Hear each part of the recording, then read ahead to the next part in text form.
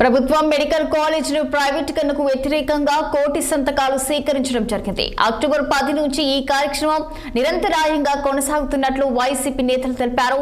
ఈ సందర్భంగా దేవినేని అవినాష్ మాట్లాడుతూ ప్రతి డివిజన్ ప్రతి దేశంలో ప్రభుత్వ నిర్ణయానికి వ్యతిరేకంగా సంతకాలు సేకరించబడ్డాయని, ఒక ఎన్టీఆర్ జిల్లాలోని 4,22,000కు పైగా సంతకాలు రావడం విశేషమని పేర్కొన్నారు.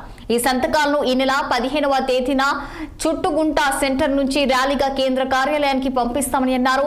మరోవైపు ప్రజలకు వ్యతిరేకంగా మెడికల్ కాలేజీలను ప్రైవేట్ వ్యక్తులే బాగా నిర్వహించగలరని ఎమ్మెల్యే గద్దె రామ్మోహన్ వ్యాఖ్యలు చేయడం సిగ్గుచేటని ఆయన ధ్వజమెత్తారు.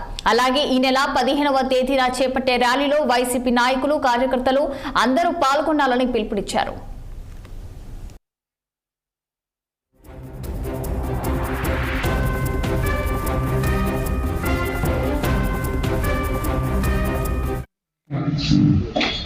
ఏదైతే మా నాయకుడు వైఎస్ జగన్మోహన్ రెడ్డి గారి నాయకత్వంలో వైఎస్ఆర్ కాంగ్రెస్ పార్టీ ఆధ్వర్యంలో దాదాపుగా అక్టోబర్ 10వ తారీఖు నుంచి ఈ కూటమి ప్రభుత్వం అధికారంలోకి వచ్చిన తర్వాత పేద ప్రజల కోసం, పేద విద్యార్థుల కోసం, డాక్టర్ చదవాలని చెప్పి కలదగన్న ఆ విద్యార్థుల కోసం జగన్మోహన్ రెడ్డి గారి నాయకత్వంలో ఈ రాష్ట్రంలో 10,000 మెడికల్ కాలేజ్ నిర్మిస్తే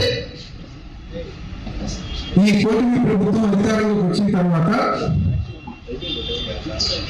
అవన్నీ కూడా ప్రైవేట్ చేతుల్లో పెట్టాలని చెప్పి ఏదైతే నిర్ణయం తీసుకుంటామో దాన్ని వ్యతిరేకిస్తూ మా పార్టీ ఆధ్వర్యంలో కోటి సంతకాల కార్యక్రమం చేస్తూ జరిగింది.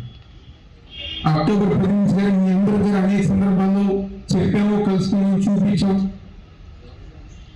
గతంలో ఎన్నడూ లేని విధంగా ఒక ప్రజా ఉద్యమం ఈ కూటమి ప్రభుత్వం తీసుకున్న నిర్ణయానికి వ్యతిరేకంగా ఈరోజు లక్షలాది మంది ప్రజానికం ఈ ఎన్టీఆర్ జిల్లాలోనే ఈ కోటి సంతకాల కార్యక్రమంలో పాల్గొనడం జరిగింది.